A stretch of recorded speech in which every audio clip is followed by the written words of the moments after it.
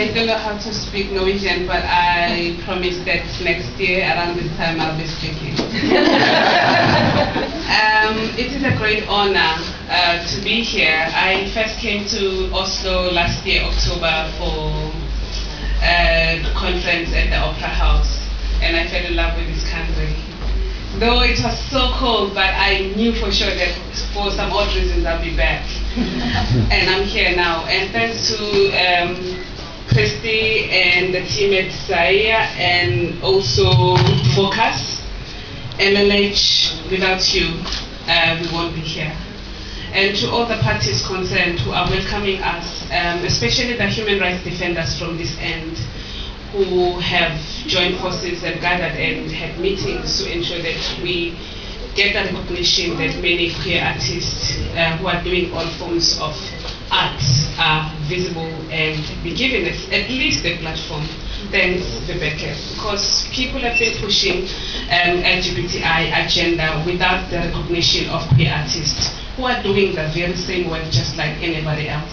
I know that programming and also other forms of activisms are important, but other people are not only holding the placard, but they go beyond just the placard.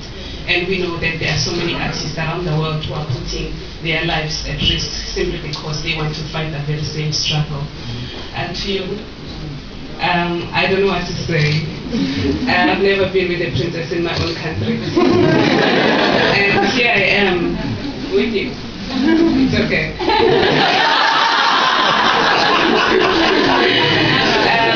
Thank you so much. I think that the world needs people like you. Taking your time out, coming here, and theorizing the space with us means a lot. And I think that it takes people like you to bring about change in our world, because most of the people in positions of power, they tend to be allergic towards LGBTI people. I don't know what medication is needed for them to get it, that we exist. But to say, I so wish that you could speak to the queens and princesses in my country and in other African countries to say there's nothing wrong with us, you didn't get any infection or bug to be here.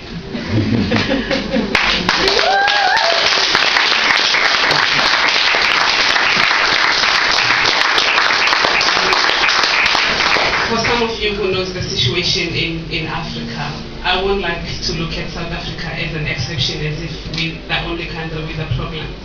We currently know the situation in Russia, and we need each other. We need our families and friends of friends and friends, those who are not in any intimate relations with the same gender, to fight the struggle with the Russians.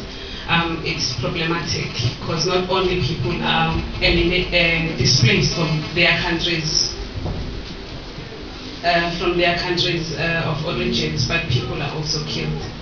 In South Africa, just a month and a half ago, we buried a young black lesbian who was brutally murdered in her township, and her name was Ped Mashiko. She was only 36 years old and a mother of two.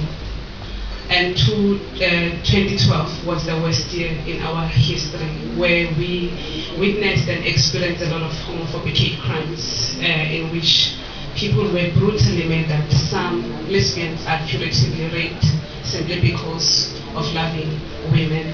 And gay men are being killed because they are intimate with other men. Trans people, the struggle is still the same, and it's even worse with them because they can't have access to medication, they can't have access to surgeries and that they deserve. So it is not over yet. There's still a lot of work that still needs to be done. With those who are working along South African borders, please, please, please collaborate with us. And I know that there's power into art, and if we were to mix art and advocacy, we could reach a common goal in terms of human rights, defense, etc. I could talk until tomorrow. I know the sun will start very late here. I'll be open to any questions that you might have. But a bit about this exhibition. This is a lifetime project. It's called Faces and Phases. It's lifetime. It's about the people that are so dear to me. They are my friends. Maureen is one of the people featuring in this series. I started working on this project in 2006 after I lost a friend who was correctively, it's not a nice way, it's wrong, who was raped, and she ended up HIV positive, and she died in 2007.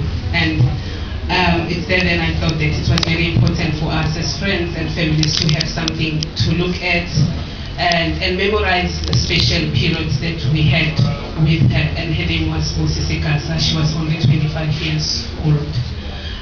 We've met and lost a lot of people along the way, and how I want to remember them is through the visuals. And we use the very same images to mark a presence and resistance of our people, because without images it would be so difficult for us to even share any words of support, etc. So photography, visual media, and the text is very important. So this is Faces and Phases. It has more than 200 images now. It's been shown at different places in Europe. Some of it was at Castle as part of Documenta, and currently we have a show in Venice as part of the South African Biennial. To say, to focus, Kirsty, been so great.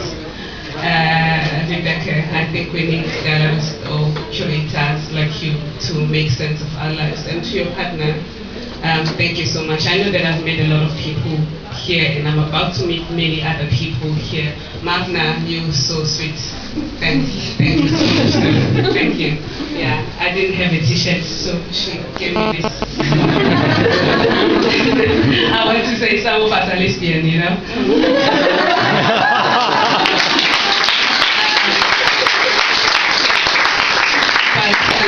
Lastly, I want to say, honestly speaking, this work is not about me. It's about the people who are featuring in it. It's about the black lesbians and trans people that I photograph. And without them giving me and trusting the work that I do, or trusting the, the work that I do, and the relationship that we've established, this project would not have been here.